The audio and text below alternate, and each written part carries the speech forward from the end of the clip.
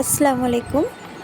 আজকে আপনাদের সঙ্গে শেয়ার করব বাচ্চাদের জন্য চিড়ার পায়েস রেসিপি। এই চিড়ার পায়েস বাচ্চাদের দ্রুত ওজন বৃদ্ধির সাথে সাথে মেধা বিকাশেও সাহায্য করে। চিড়ার পায়েস তৈরি করার জন্য আমি কিছু চিড়া নিয়ে নিয়েছি। সেই চিড়াগুলোকে খুব ভালোভাবে ধুয়ে নিতে হবে।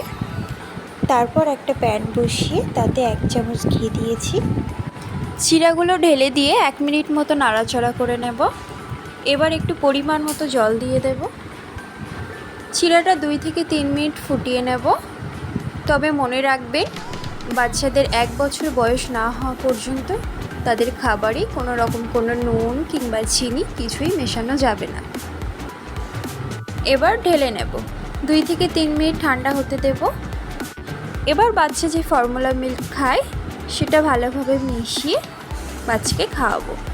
আমি একটা টিস্যু দিয়ে বাটির চারিদিকটা মুছে দেব, কারণ সব কিছুর সাথে সাথে